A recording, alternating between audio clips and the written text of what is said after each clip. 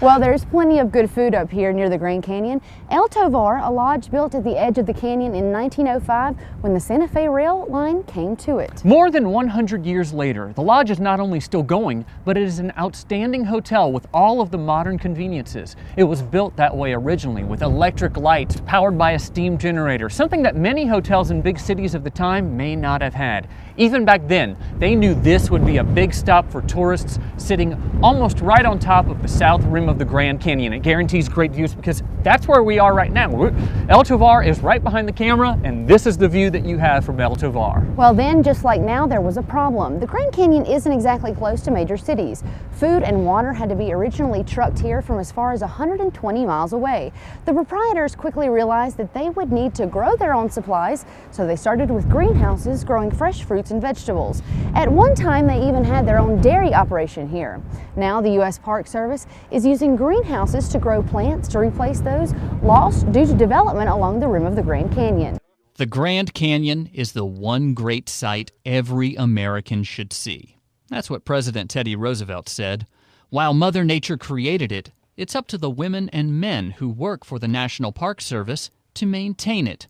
A big part of that maintenance is the Grand Canyon's revegetation program. So this is where it all begins. Asa Jensen is the native plant nursery manager. She's part of a team of 20 or so who gather plants and seeds from the 5 life zones in the Grand Canyon, clean and categorize them according to where they grow, be it South Rim, North Rim, or Inner Canyon, and then grow the plants used to replace ones destroyed by man or wildlife. We can only do so much because we're a small crew. Right. And we do everything by hand. We have no machinery.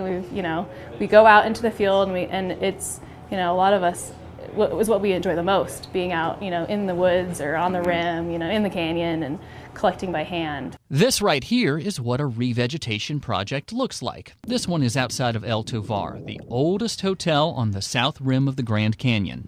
Jensen says a project like this spans 5 years with regular waterings throughout the growing process. Part of our goal is to have it look like we weren't even there. We want to plant native plants. We want it to look natural. We want it to look how it's supposed to look if we hadn't built a hotel or built a sidewalk, or we want to preserve that look of the canyon. It's also about preserving endangered plants. The century milk vetch is one such plant.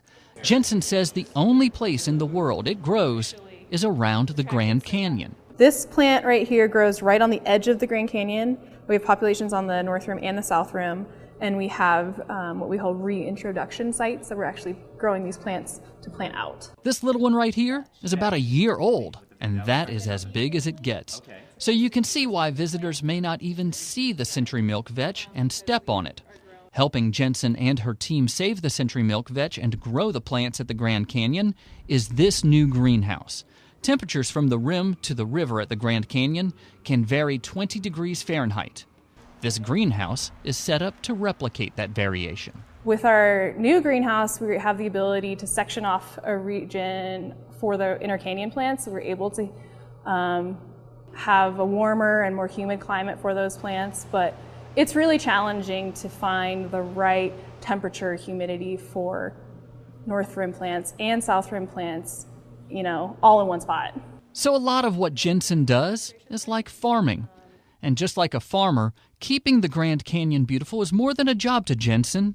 It's a calling. Well, I love growing plants. That's one of my passions. I love taking care of them, and being a part of this program is really rewarding because I get to see them, germinating to being out in the field and flowering and thriving, and I get to see plants all over the canyon that, it sounds cheesy, but that I actually have, I can remember them, and I remember where they came from, and I remember collecting the seed, and I've only been here for 4 years, but I've been able to see that full cycle, and it's really rewarding.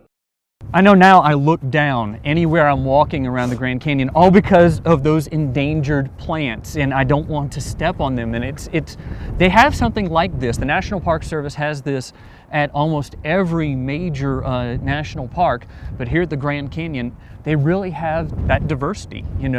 5 different levels of life growing all in this area. It's absolutely amazing. One of the many natural wonders of this place. Well, still to come on TWILA, we're going to the 98th Annual Convention of the American Farm Bureau. We'll take a look at some of the highlights, plus what our Louisiana delegation thought of this year's event. Stay with us.